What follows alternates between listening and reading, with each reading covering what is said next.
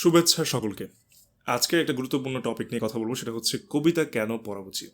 অনেকের মনের মধ্যে এই প্রশ্ন থাকে, বা যারা আসলে কবিতা কখনো আবৃত্তি করেন নাই বা কবিতা কখনো পড়েন নাই, গল্প উপন্যাস পড়ে অভ্যস্ত, তাদের মনের মধ্যে একটা প্রশ্ন থাকে যে আমি কেন কবিতা পড়ব।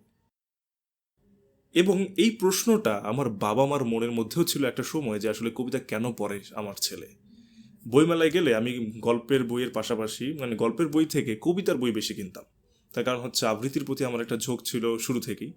যাই হোক, তো প্রশ্ন হচ্ছে কবিতা কেন পড়া উচিত। আজকে আমি আপনাকে কিছু কারণ বলবো আসলে কেন আমরা কবিতা পড়ি বা কেন আপনার কবিতা পড়া উচিত। প্রথম কারণটা হচ্ছে কবিতা আপনাকে সৃজনশীল হতে শেখাবে এবং আপনার কল্পনা শক্তিকে বৃদ্ধি করতে সহায়তা করবে। যেমন আপনি একটা কবিতা পড়ছেন, খুবই ছোট একটা কবিতা, কিন্তু আপনি যখন কবিতাটা পড়ছেন যদি গভীরভাবে পড়েন, তাহলে কবিতার পেছনের যে ঘটনা বা পেছনের যে গল্প, সেটা কিন্তু আপনি কল্পনা করতে পারবেন। দ্বিতীয়ত, কবিতা আপনাকে ভাষার দক্ষতা সম্পর্কে ধারণা দেয়।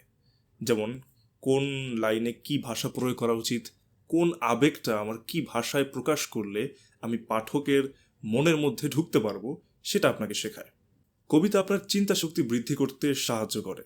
যেমন আপনি একটা কবিতা পড়ছেন, কিন্তু আপনি চিন্তা করছেন কবিতার প্রেক্ষাপটটা। এই বিষয়টা যখন প্র্যাকটিস হয়ে যাবে, তখন কিন্তু আপনি নিজেও কবিতা লেখা ট্রাই করবেন। একটা ঘটনা আপনার সামনে ঘটলো, তখন আপনি চিন্তা করলেন যে এই ঘটনাকে কিভাবে আসলে সংক্ষিপ্ত আকারে খুব সুন্দরভাবে, সুনিপুণভাবে, সৃজনশীলভাবে প্রকাশ করা যায়। এই ব্যাপারটা আপনি শিখবেন কবিতা বারবার বা একাধিক কবিতা পড়ার ফলে। আপনার মধ্যে ব্যাপারটা গ্রো করবে। সবচেয়ে গুরুত্বপূর্ণ বিষয় হচ্ছে কবিতা আপনার মানসিক প্রশান্তি দিবে। কিভাবে?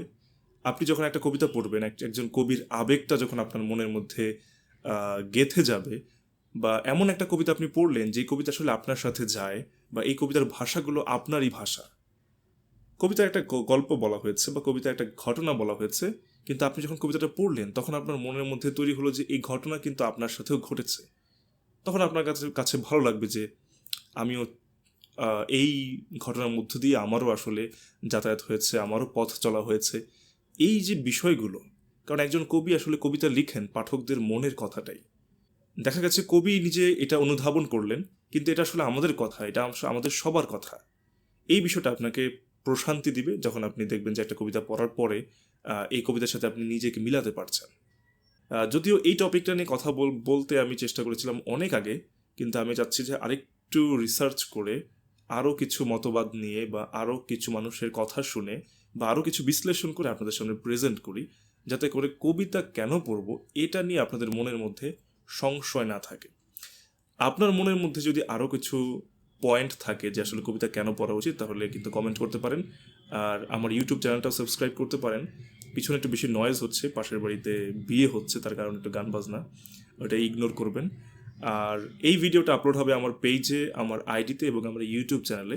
তো ইউটিউব চ্যানেলে যখন আপলোড হবে, তার লিঙ্কটা আমি এই ভিডিওর কমেন্ট বক্সে দিয়ে দেব। যারা চাইবেন তারা ইউটিউবে গিয়ে সাবস্ক্রাইব করতে পারে। ধন্যবাদ।